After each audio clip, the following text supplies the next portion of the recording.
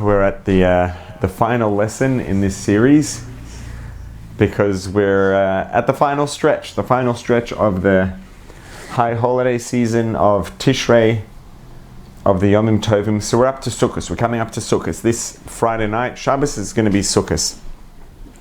Now, oops, sorry about that. Let me just do airplane mode, which is where it's supposed to be. So,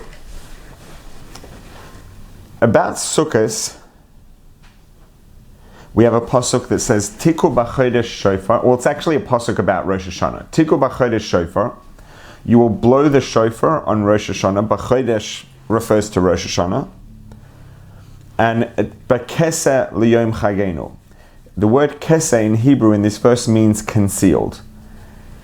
Now, literally, what it's telling us when it says concealed, it means that the month or the time, the holiday that occurs at the time when the moon is concealed. Because most of the Yomim Tovim, of the Chagim, of the festivals, are in the middle of the month. Most of them are around the actual middle of the month when it's a full moon. There we have, for example, Shavuos, which is a week in, which is, it's a thinner moon. But the one Yom Tov, the one holiday festival that's on the first day of the month, when the moon is being reborn, it's not there at all, and then it just comes into being, is Rosh Hashanah. So it's telling us to blow the shofar, Tiku b'chodesh shofar. You should blow the shofar on the holiday when the moon is concealed, when we don't see the moon. That's the word keseh, comes from the word kisui, which means concealed. But there's another way of reading this verse which says that Tiku b'chodesh shofar, we blow the shofar on Rosh Hashanah, b'keseh, and the things that we achieve, the spiritual outcomes that we achieve and generate through blowing the shofar, and all the work we do on Rosh Hashanah and all the work we do on Yom Kippur, b'keseh, it's concealed, it stays beneath the surface, l'yom chagenu, until Yom Chagenu. Yom Chagenu, the day, literally the day of our festivity, which refers to Sukkos.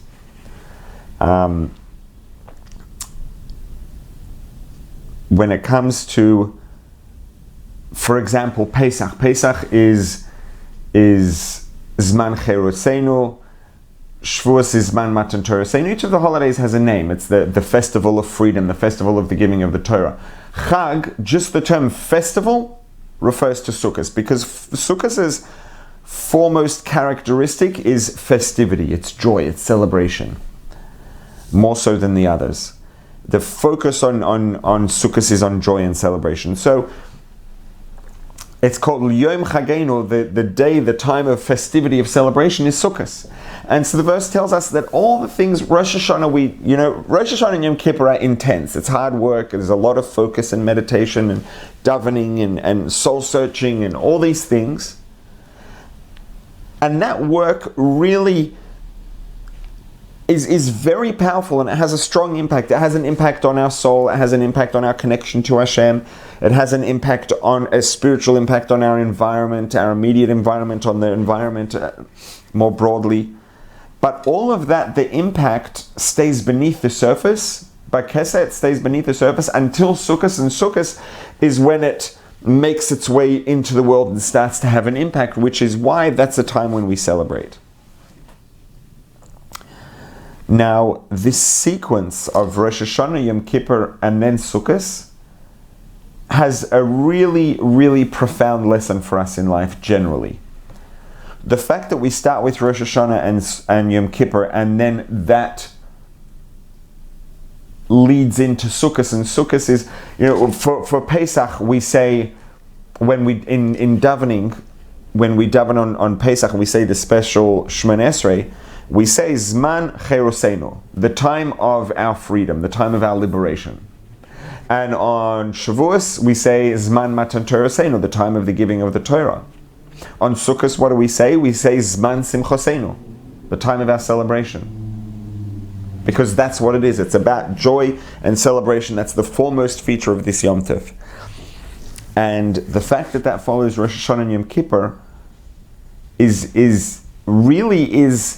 sort of I don't know if analogy is the right word. It's not an analogy as much as sort of an archetype of the sequence of the way that things work in life in reality.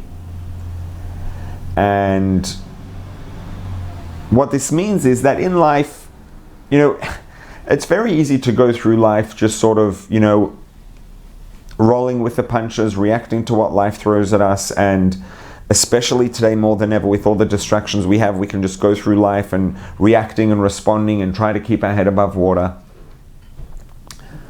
and almost forget about why we're here and the things we really truly believe in deep down and what life means to us and what life's really about. And Rosh Hashanah and Yom Kippur, we talked at length and in depth over a number of weeks about the ideas of Rosh Hashanah and Yom Kippur and what Rosh Hashanah and Yom Kippur are about to us. And ultimately, what Rosh Hashanah and Yom Kippur are about is about connecting. It's about being focused and intentional on the deepest truths that there are, the deepest truths in existence. Why we're here, where we come from, why the universe exists, the role we play in that, and really what brings all of that together, our relationship with the Creator, our relationship with Hashem. And that was what we talked about Rosh Hashanah being about, that connection, about Hashem wanting us to reach out and initiate that connection. Rosh Hashanah is about our connection with Hashem. It's about our relationship with Hashem. It's true that it's a day of judgment and everything else, but ultimately it's about our relationship and connection with Hashem. And Yom Kippur, we talked last week about how Yom Kippur is about really stripping away all the layers and the externalities, all the things that layer over who we really are deep down in the deepest layers. Who we are deep down, most deeply and most profoundly, is divinity. We have a soul, we have a neshama, and that neshama is divinity. And on Yom Kippur, all the layers get stripped away, and that divinity that we have inside shines. And that's where the forgiveness, that's where the atonement comes from. So what Rosh Hashanah and Yom Kippur are about getting down to the core of who we are, what's important in life, what life's about, straightening these things out. And you know what? It's not easy. It's a lot of work. Rosh Hashanah and Yom Kippur, doing them properly, it's real work. It's real, it's not physical labor, but it's probably some of the hardest work we could ever have to do if we really want to do it properly, confronting ourselves and figuring these things out. And ultimately, the way that life goes is that when we do these things, when we put in the effort to figure these things out and to go through the process of understanding, figuring out for ourselves why we're here, what it's all about, who are we really, and our connection to the Creator and our sense of purpose and all these things. Working through this and processing it leads to having a stronger sense of meaning in life. Everything matters. Everything makes a difference. We make a difference. Everything around us makes a difference. Every individual makes a difference. Everything means something. Everyone means something. Everything has a purpose. Everyone has a purpose. We have a purpose ourselves. And when we get up in the morning and open our eyes and say Modani and go about our day, and every part of our day means something. Every moment in our day, every person we encounter, every thing we encounter, every scenario and situation and circumstance we encounter has meaning, and we encounter it for a reason, and it has a purpose, and we have a purpose, and everything that happens matters and has purpose and meaning. Number one is it brings all of life together. Instead of life just being a bunch of random, disparate things that are all over the place, all the different pieces of life become part of one picture. There's a common theme, there's a common purpose, a common meaning. And we go through our day feeling connected. We connected to our purpose. We connected to Hashem, to the Creator. And the truth is that to live a life like this takes a lot of work. It takes that work of Rosh Hashanah, it takes that work of Yom Kippur, figuring these things out. And not just figuring them out and clarifying them, but then actually connecting with them personally so that, they're not just up here in our head, but we actually feel them. And that takes a lot of work. That's not an easy thing to achieve. And this is the work of Rosh Hashanah and Yom Kippur, and that's why Rosh Hashanah and Yom Kippur, they're not particularly fun. They're very meaningful. They can be incredibly inspiring and moving, but fun's probably not the right word, right? They're not fun. They're meaningful and etc. and all these and inspiring and everything else, but they're not fun. They're hard work. They can be sometimes a little overwhelming at the same time as they're inspiring, because the reality is that these are overwhelming ideas, and the work of straightening these ideas out and connecting with them is real. It's real work. But that work is one of, if not the best investment we could ever make, because when we put in that work, when we figure these things out, work them out, get clarity, understand, and then connect to the ideas once we're clear about them, the impact that it has on life is, first of all, it impacts every single part of life, because it changes our perspective, it changes the way we see things, it changes the way we experience things. And as a result of that, every single detail in our lives becomes different. Every single detail in our lives, it comes to life, it has meaning and purpose, and it becomes vibrant, and it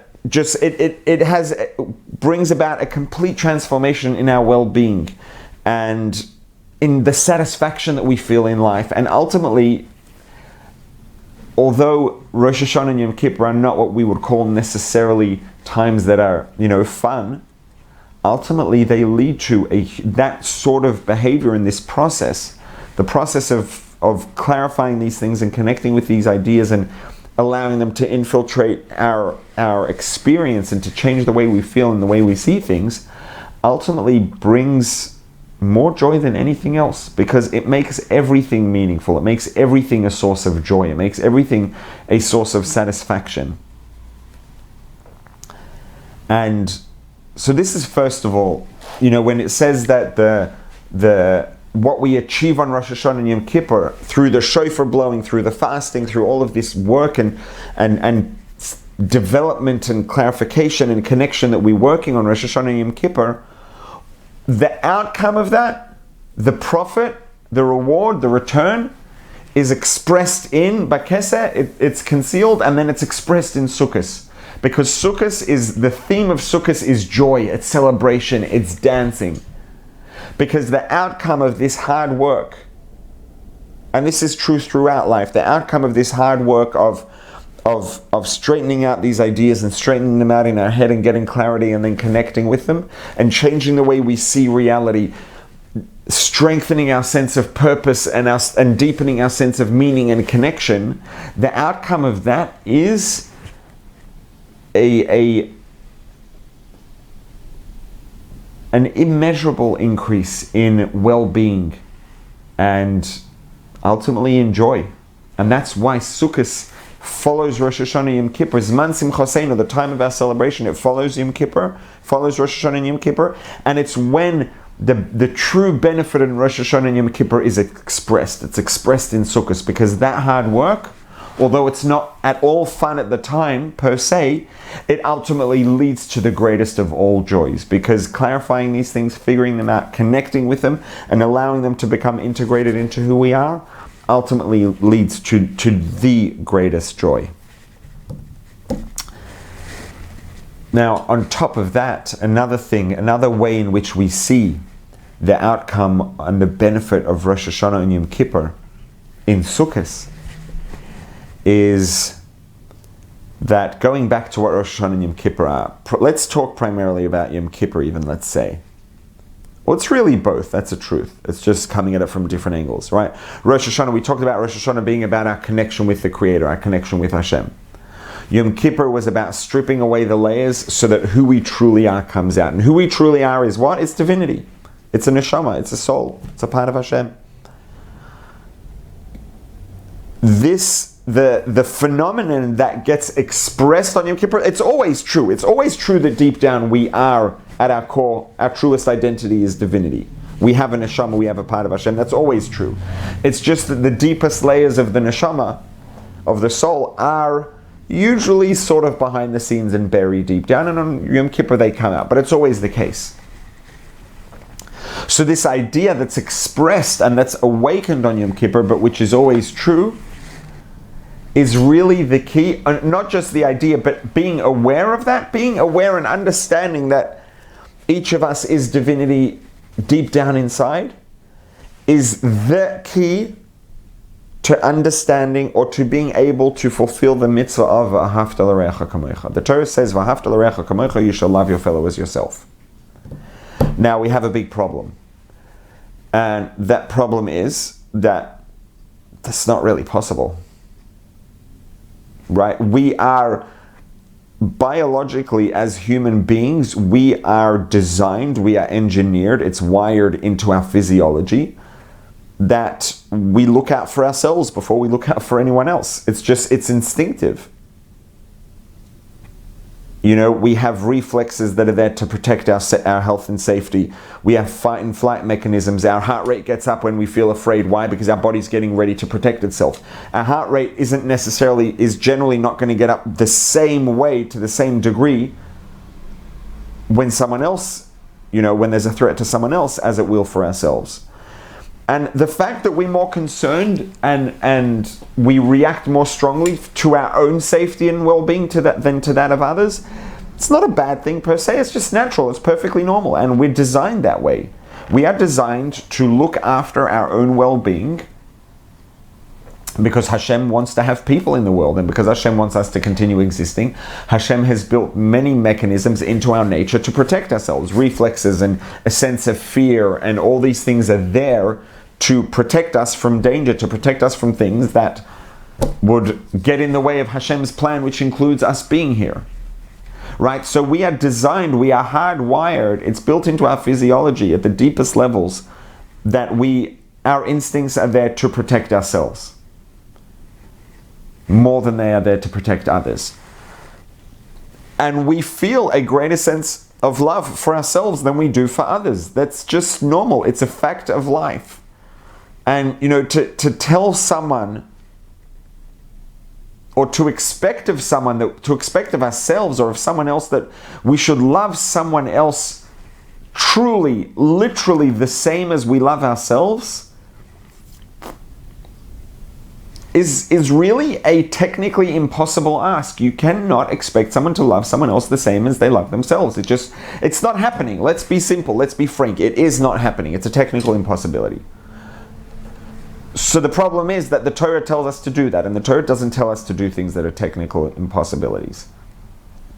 So let's look at another example, right?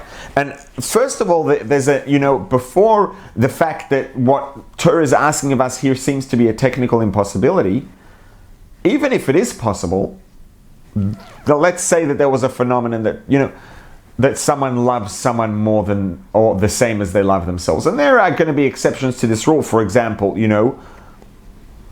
children. That's built into our nature that we love our children the same or more than we love ourselves, because that's also part of the way of keeping us alive as a people collectively, is that we instinctively, love and look after our children even more than ourselves. So, that would be an exception. But generally speaking, even if it's possible for someone to love someone else the same as they love themselves, how can you tell someone who to love? Like, we don't necessarily choose love. Love's not necessarily voluntary. Emotions are not voluntary. If I don't love someone, I don't love them. What do you want me to do about it? You can tell me I have to treat them with respect. You can tell me I have to treat them nicely. You can tell me I have to treat them beyond respect and I have to take amazing care of them, because that's action and you can tell me to do that. But if I don't love someone, I don't love them. What do you want me to do? How can you tell me that I am commanded to love someone? Hashem says I have to love someone the same as I love myself. We have another equivalent of this, right? We say it every day. Every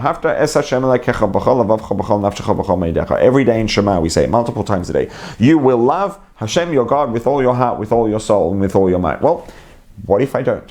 Sorry. I tried. I don't really feel love for Hashem today. What am I supposed to do? So Hashem commanded me to do something that's not really voluntary per se. So how does it make sense? How does it make sense to command me to... Because love is an emotion. Love is not an action. You can command me to do all the actions in the world.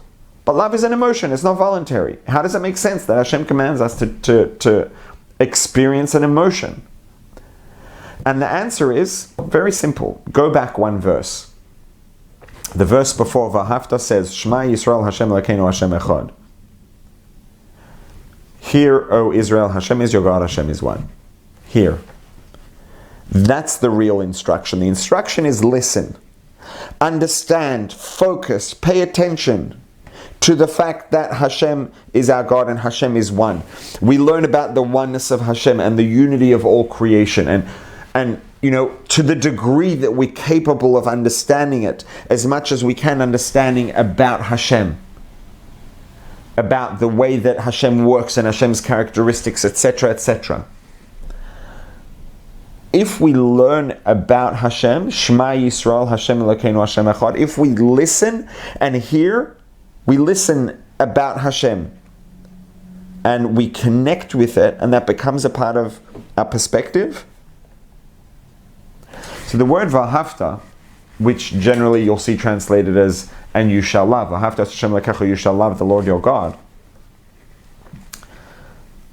You shall love is not the only translation of that word. The simplest, most obvious translation of that word, actually, most literal, they're both correct, but the simplest and most face value obvious literal translation of the word V'ahavta is and you will love, not and you shall.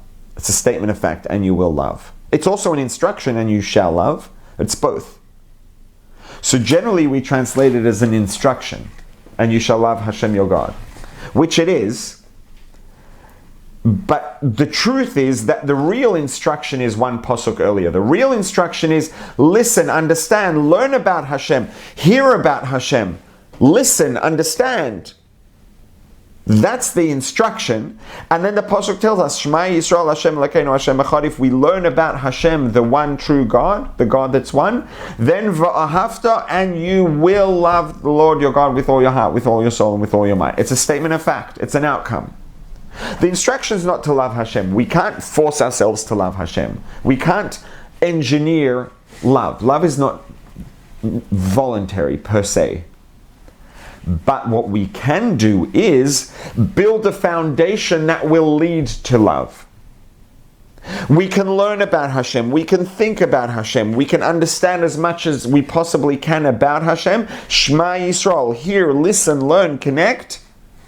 That's the instruction. So the Torah tells us, you are obligated to listen, to learn, to understand and connect, and then V'ahavta, and as a matter of fact, the outcome of that is, and you will love Hashem your God with all your heart, soul, and might. So we can't just switch on the love, but we can put ourselves in a position in which loving Hashem is an automatic outcome. And the way that we do that is learning about Hashem, Shema Yisrael, listening, hearing, learning, understanding. The more we learn, understand, and listen and hear about the true nature of the Creator, whatever that means, we will naturally grow to love Hashem. Loving Hashem will be an outcome. We can't switch it on directly. I mean, the truth is, this analogy just popped into my head. I use this analogy for a number of things, and there was just some cake baking on Erev Yom Kippur in the house, so it's on my mind. I guess it's in my short-term memory, in my recent memory. If you want a cake, you can't just will a cake into being. You can't. Willing a cake into being is not possible unless you're Hashem. I'm not. I definitely can't do that. But there are things that I can do. Number one is I can go buy a cake. But let's say I want to have a cake that's made in-house. I can't just will the cake to come into being. What I can do is get the ingredients, combine the ingredients correctly, follow the method in the recipe, combine the ingredients the correct way, in the correct order, etc. Put it into an environment in which those combined ingredients will then become a cake, i.e. an oven at the correct temperature for the correct amount of time, and then I will have a cake. Right? I can't just will a cake into being. What I can do is organize the ingredients, and when the ingredients are in place in the correct way and the correct method is followed, the outcome is a cake. It's the same thing. I can't will love for Hashem into being. It's not possible. What I can do is take the ingredients to create, to generate, to cultivate love for Hashem are, number one, knowledge, information, understanding, awareness about Hashem. The more we learn about Hashem, the more we have the correct ingredients in play. If the correct ingredients are there and the method is followed, the outcome is a cake. If we have the ingredients for loving Hashem, i.e. actually knowing about Hashem, those are the ingredients, the outcome is, then we will have love for Hashem. Not because we willed love into being. You can't will a cake into being, and you can't will love into being. You can work on the ingredients for the cake, and then what happens is the outcome is the cake. We can work on the ingredients of love for Hashem, and the outcome is love for Hashem. That's what the Torah is telling us. Step number one is the ingredients. The ingredients are Shema Yisroel Hashem Elokeinu Hashem Echad. Listen, hear, learn, understand about Hashem, and then you can love Hashem. Not only and then you can and then you will. V'ahavta, and you will love Hashem.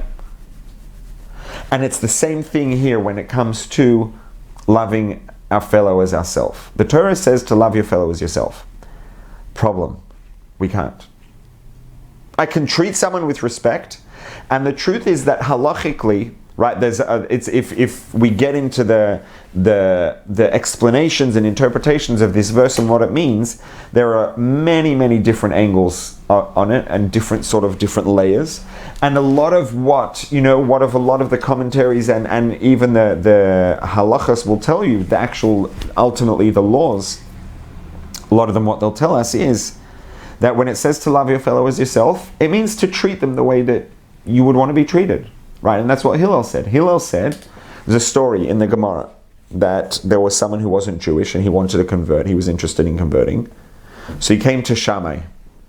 Hillel and Shammai are two of the foremost and most prominent and significant, I think it's fair to say that, I don't think I'm getting myself in trouble, sages, Talmidei Chachamim, in the history and the evolution of Jewish law, of halacha, of Torah Shabbat Peh, the oral Torah. And they had very different approaches that were sort of opposite. Shammai was very demanding, strict, known to be, a tough teacher. And Hillel was very giving and open and, let's say, compassionate. It's not quite the right word, but open and giving, let's say, and kind and warm. So this person wanted to become Jewish, and he comes to Shammai and says, Shammai, I want to become Jewish, I'm not Jewish. Can you teach me the whole Torah in a minute while I stand on one foot? Can you teach me the whole Torah on one foot? So Shammai sent him flying. It was like, what do you mean teach you the Torah on one foot? People spend their whole life studying Torah and never finish it. You think I could tell you the whole Torah on one foot? Sent him flying. So he went flying, went down the road, comes to Hillel, and he says, Hillel, can you maybe help me out? I'm interested in becoming Jewish. Can you teach me the whole Torah on one foot? And Hillel said, yeah, I can, as a matter of fact. Hillel said, don't do to others what you don't want done to you. This is the entire Torah, and the rest is commentary. This is the mitzvah hafta l'reacha kamocha, Hillel says. Hillel says, don't do to someone else what you don't want done to yourself. Now, the truth is we could spend hours digging into commentaries on that statement itself, but taking it just very simply at face value, it's a behavior. Behave towards other people the way that you want other people to behave towards you. You know what? That you can tell me to do, right? It makes a lot of sense to tell me how to behave towards people, how to act. But there's more to it, because that's not what it says. The Torah does, the pasuk, the verse does not say, and you shall behave to someone else the way that you would like to be behaved towards. It says, and you shall love them. You shall love your fellow as yourself.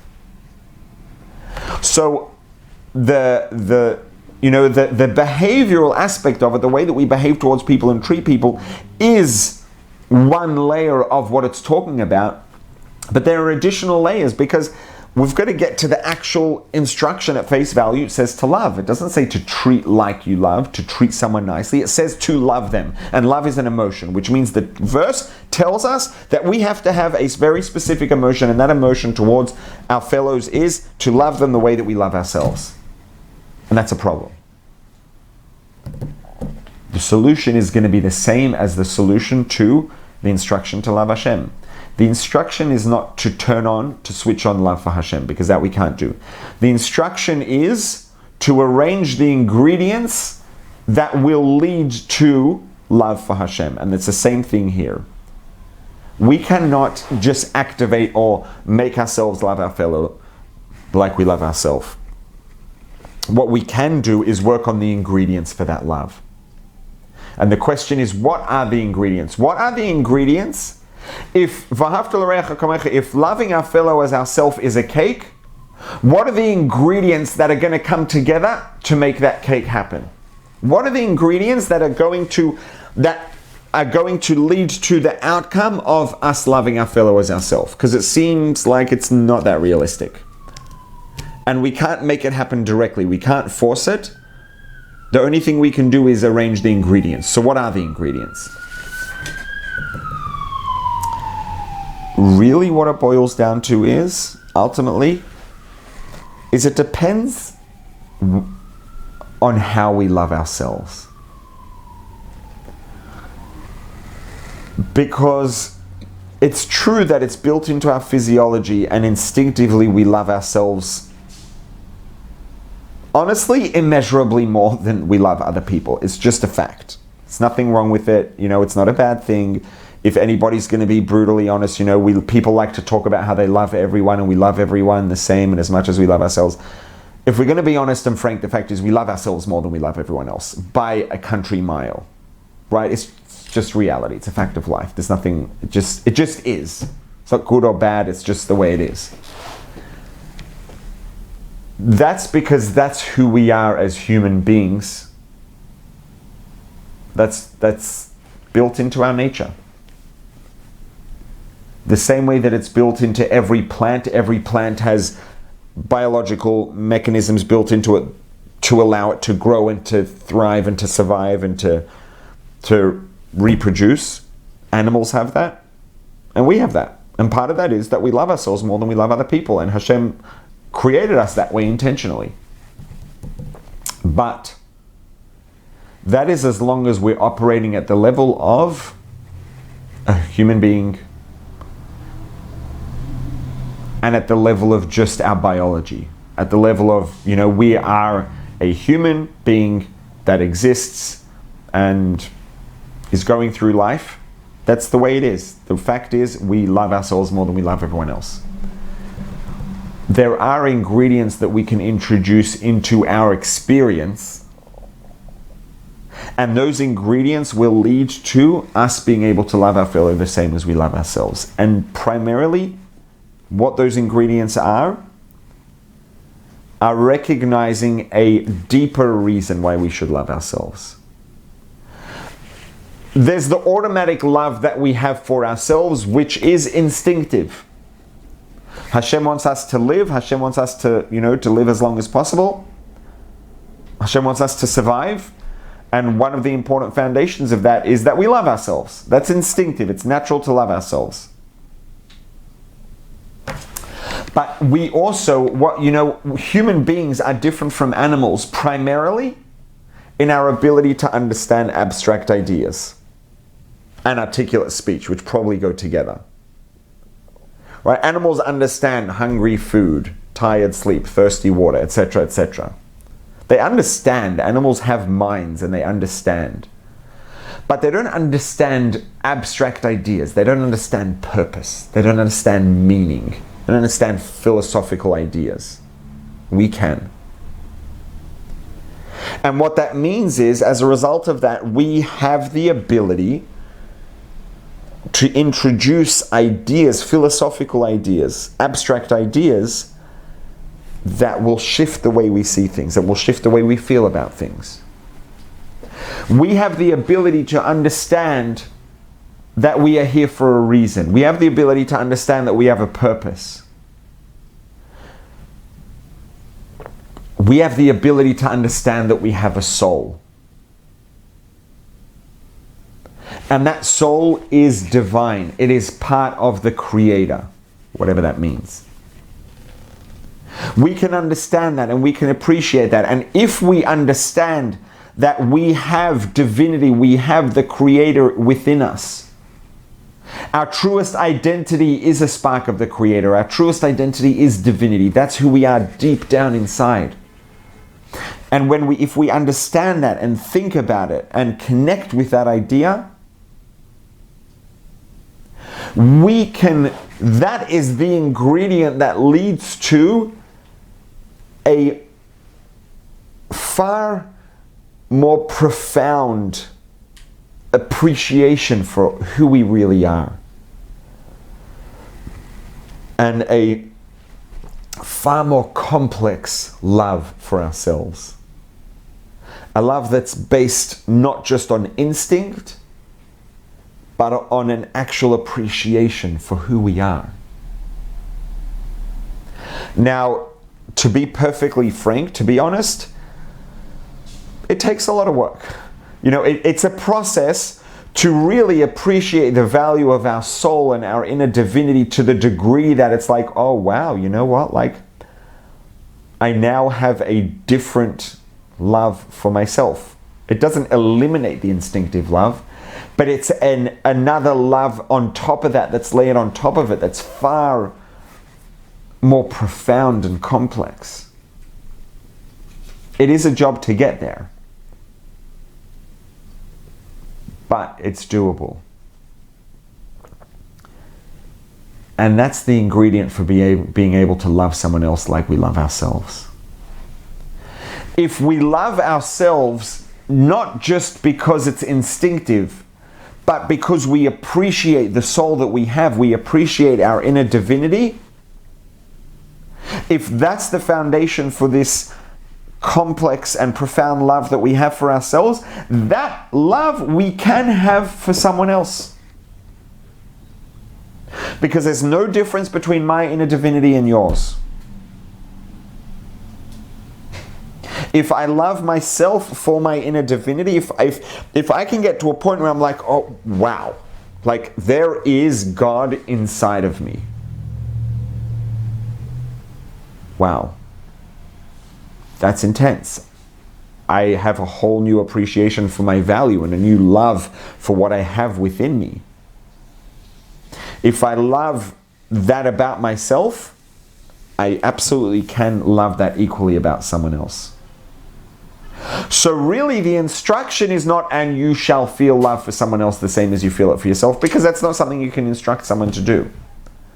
What you can instruct someone to do is work on the perspective and the understanding that will lead to a deeper and more complex love for ourselves, and that deeper and more complex love we can have for someone else equally.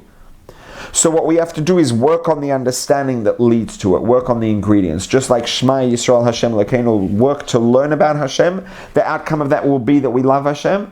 Work to understand who we really are inside so that we love ourselves for that. And that love we can have equally for someone else. And this is why we see a theme of Sukkos, one of the big themes of Sukkos. It's not the most face value theme of Sukkos per se, but it's a very big one, is achdus, is oneness, is unity between us. Because that's the outcome of Rosh Hashanah Yom Kippur. What's Rosh Hashanah Yom Kippur? Rosh Hashanah Yom Kippur is about understanding and connecting with who we really are. Yom Kippur is about all the layers being peeled away and getting down to who we are deep down inside, our truest, deepest, most essential identity, which is ultimately divinity. That's what Yom Kippur is about.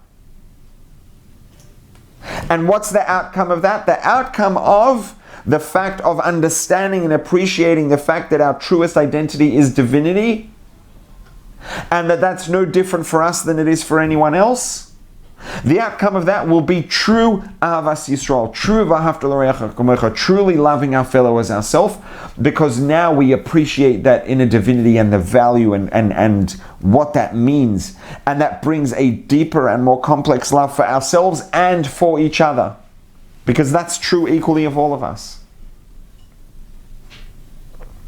And in Sukkos we see the idea of joy, because the process of Rosh Hashanah and Yom Kippur leads to profound well-being and meaning and purpose, all of which ultimately lead to joy. And Sukkos is also all about achdus, about unity, because the outcome of deepening our appreciation for ourselves in terms of our inner divinity is that we deepen our appreciation for others in the same way, and we actually can love each other the same as we love ourselves. If we're talking about this deep and complex love that's based on our appreciation for our inner divinity, we can have the same deep and complex love and appreciation for other people's inner divinity. And Yom Kippur, Rosh Hashanah and Yom Kippur, and getting down to the deepest truths of who we are, that's the ingredient. Rosh Hashanah and Yom Kippur are the ingredients for the unity and the love of Sukkos. And where we see this in Sukkos, there are a couple of different ways we see this in Sukkos. There's an expression that says, all Jews can eat together in one sukkah. Kol Yisroel ruin leishav b'sukkah echos. All Jews can sit in one sukkah. Now, what that's talking about literally at face value is a halachic thing about sharing a sukkah and people eating in a sukkah together. But the idea is, or another layer of meaning there, is that a sukkah doesn't differentiate, right? A sukkah is a space, and the sukkah doesn't care who's inside, right? If the sukkah is big enough, literally all of us hypothetically could eat in the same one sukkah if it was big enough to fit, millions of people. It's no difference. A sukkah doesn't care. It's a space that anybody can enter. I can enter that space, you can enter that space, anybody can enter that space equally. Space doesn't differentiate. And that represents this fact that when we get down to our inner divinity and we appreciate ourselves and each other for that divinity, for the fact that we have a spark of the Creator within us, as far as that's concerned, we're all the same. It's the great equalizer, and the sukkah is the great equalizer. So that which we achieve, Tikku b'chodesh shofar, that which we achieve on Rosh Hashanah and on Yom Kippur, and this connection with the Creator, with Hashem, and with who and what we really are, that is concealed until Yom Chagenu. It comes out on Sukkos. It's expressed in Sukkos in the joy, and it's expressed in the unity, in the equalization of the fact that as far as the Sukkah is concerned, we're all equal. We can all come in. Doesn't matter how tall we are, what how long our hair is, what clothes we're wearing. Doesn't make a difference. Everybody can come in the sukkah equally. Every single Jew is equally appropriate and can come into the sukkah together. We could all come into the sukkah together, hypothetically, if it was big enough. It's the great equalizer. We all belong equally. It doesn't differentiate, and we can all be there together. Because Sukkos is the togetherness and the unity that's the outcome of Rosh Hashanah and Yom Kippur, and that deeper appreciation for who we are. But the truth is that the unity of Sukkos goes even deeper than that. Because when we look at the four kinds, right, the lulav, the esrog, the hadassim, and the rabas that we shake together on Sukkos, it can actually seem, before we get there, right, one of the things that the Medrash tells us, that the sages tell us that these represent, is that lulav, the lulav comes from a date palm, which dates are very tasty, and taste is a metaphor for Torah. When we learn Torah, it's like ingesting, which is like food. So the date palm, the lulav, represents Torah study, or represents a person who has a lot of Torah study. The hadassim, the myrtle, it's not much flavor on that plant, but it's very aromatic. It smells beautiful. And the smell, is not something that we ingest per se, but it's something that we experience. It sort of surrounds us more than it's ingested internally. And that represents mitzvahs. We don't internalize, We don't study and acquire a mitzvah the same way we study and acquire Torah, but we're involved and we do them. We enter into them, they become a part of our experience. And so Hadassim represent people who do a lot of mitzvahs. The esrog has flavor and aroma. And it represents someone that is exceptional both in Torah study and in mitzvahs. And the aravos, the willow, doesn't really have much of either. It's got no smell, it's got no taste. Represents someone that doesn't have much Torah study or mitzvahs. And you know what? If you take the esrog and the lulav and the hadassim, and we take the lulav that has the flavor of the Torah, and we take the hadassim that have the aroma of the mitzvahs, and the esrog that has the aroma and the flavor of the Torah and the mitzvahs together, and we leave out the aravos, and we're like, aravos, no Torah, no mitzvahs, what do we need that for? And we just shake the lulav and the esrog and the hadassim, you know how much mitzvah we have? 0 mitzvah. Nothing. We haven't fulfilled the mitzvah at all. The moment we introduce the aravos together, and then we shake it, boom, we have a mitzvah. 100% mitzvah. You have hadassim, lulav, esrog, no aravos, 0% mitzvah. Introduce the aravos into the mix, 100% mitzvah. Because, and the message here that it's telling us is, we are one. We can all be in the sukkah together. But it's not just because the sukkah is blind to our differences. The sukkah is a big space. As far as the space is concerned, it doesn't matter, tall, short, whatever it is. Torah, mitzvahs, yes mitzvahs, both, neither. It's a space, it doesn't differentiate. That's unity, but that's not like, because if the reason that we have unity and that we are one is because we ignore our differences, what happens if we don't ignore our differences anymore? What happens when we notice the differences? All of a sudden now the unity is gone. We're not together. We're not as one anymore because we notice the differences. That's where the lulav comes in and actually teaches us an even more profound lesson in unity. We're not just one because as far as the sukkah is concerned, we're all equal and we're all the same. Because deep down we're all the same. Because you know what? At face value, we're not all the same. We're all very different. And lulav says, you know what? We don't just have unity and oneness because of the profound ways in which we're all the same. Because you know what?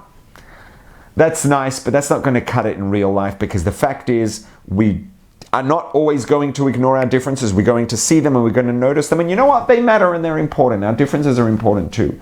And the lulav says it doesn't matter if we acknowledge our differences. We can acknowledge that not only are we different, but we can even acknowledge that some people are not as high achievers as high achievers as others. The esrog is the ultimate high achiever. It has Torah, it has mitzvahs. The lulav has Torah, the hadassim have mitzvahs, the aravos have no Torah, no mitzvahs. It doesn't matter. There is no mitzvah unless everyone is included.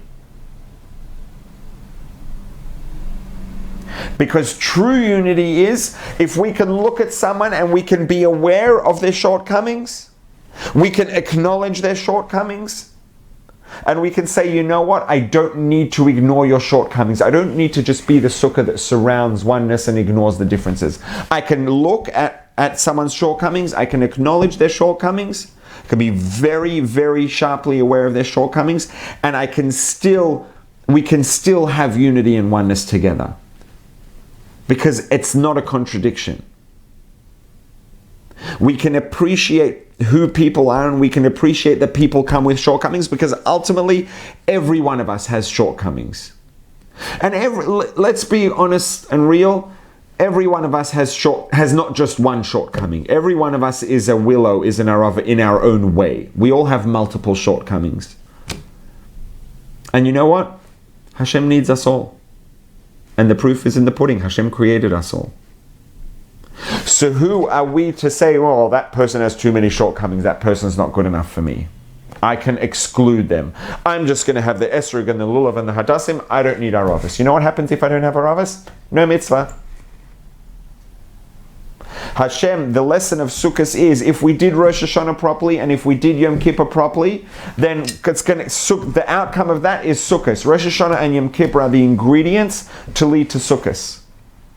The work of connecting and stripping away the layers and appreciating who we really are deep down, that's the work of Rosh Hashanah and Sukkos, and that of Rosh Hashanah and Yom Kippur, and that leads to the joy of Sukkos, to the well-being and the joy of purpose and meaning, and it leads to the unity and the oneness of Sukkos, which is not just the sukkah, but it's the four kinds. It's being able to look at someone and be starkly aware of their shortcomings and still have that same Avas Yisroel, that same love for who they are, and that same acceptance and that same unity. And that's what this mitzvah is about. This is really there are two foremost mitzvahs of Sukkos, which are Sukkah and the Lulav and Esrog, the four kinds, the Daled Minim.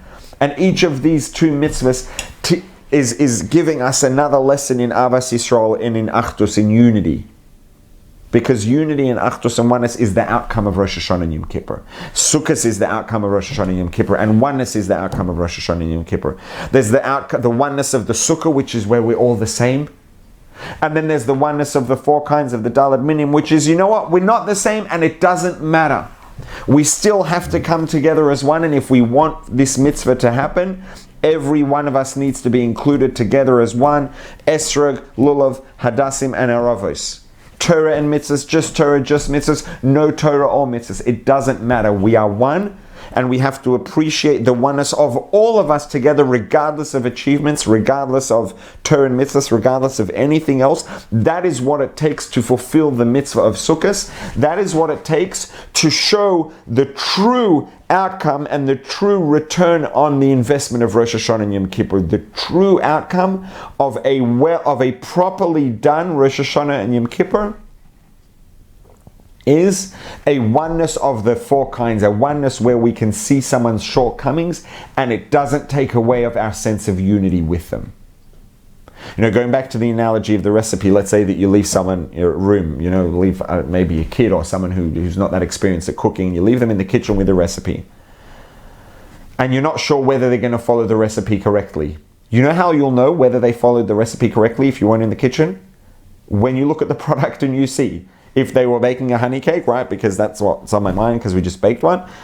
If you walk into the kitchen and you have a picture perfect honey cake, the flavor is perfect, the texture is perfect, the consistency is perfect, everything's perfect, you know that they followed the recipe and the method to a T. And if you come in and it's burnt, you know it was either too high temperature or baked too long or both. If it's raw, you know it wasn't baked enough. If it's just a big mess, if there's no flavor, if there's flavor missing, you know they messed up the ingredients. They left out some salt, who knows, some honey, whatever it is. Right? You can see. If the product came out, you know they followed the recipe. If it didn't come out, you know they didn't. The ultimate evidence of a truly correctly done Rosh Hashanah and Yom Kippur, of a real, true Rosh Hashanah Yom Kippur experience, is the mitzvah of Lulav and Esrog, the mitzvah of the Daled Minim. That oneness that we have with each other, regardless of Esrog versus Lulav versus Hadassim versus Aravos, regardless of Torah and mitzvahs, or just Torah or just mitzvahs, or neither. The proof is in the pudding. The proof is in the honey cake. The proof is in the four kinds. The four kinds having that sense of unity with each other, regardless of achievement or lack thereof, even spiritual achievement. Having that sense of unity regardless even of a total lack of spiritual achievement, that's the perfectly baked cake. Because remember, Tikku b'chodesh shofar, Rosh Hashanah, Yom Kippur, what we achieve with the shofar and everything else, it's all bakesa, it's all concealed, and the outcome when it gets revealed, when we get to see it and taste it, is on Yom Chagenu, is on Sukkos. It's in the mitzvah of Lulav and Esrog. If we can have unity and appreciation for each other regardless of achievement or lack thereof, that is the proof, the evidence. That's the perfectly baked cake. That's what tells us that the recipe was followed correctly. That's what tells us that Rosh Hashanah and Yom Kippur were done right. And that this is not to say that if we don't feel that yet, that Rosh Hashanah and Yom Kippur were a failure, because it's important to remember that reality is gradual progress. The reality is the gray in between the black and the white, and the reality is that we are a work in progress, and life is a work in progress. And it's not we talk about things in absolute terms, but the reality of things is the journey in that direction and towards getting there. And this work is not only in Rosh Hashanah and Yom Kippur. Every day we say Shema Yisroel. Every day we work on appreciating Hashem and who we really are, and on building this love and appreciation for each other, and working towards this, the metaphoric mitzvah of the four kinds, this appreciation for each other regardless of achievement. And it's an ongoing job, and it's every day. And this is really the message of Sukkos, or a message of Sukkos. With that being said, wishing you a joyous Sukkos, and wishing everyone a joyous Sukkos, a safe and healthy Sukkos. And and hopefully the connection and the work on Rosh Hashanah and Yom Kippur, and continuing on an ongoing basis, can help us get to a place where, despite the challenges that we're all facing, and despite the things that are going on around us, we can really feel connected in a way that can allow us to really feel that joy and to celebrate. Wishing everyone a joyous Sukkos.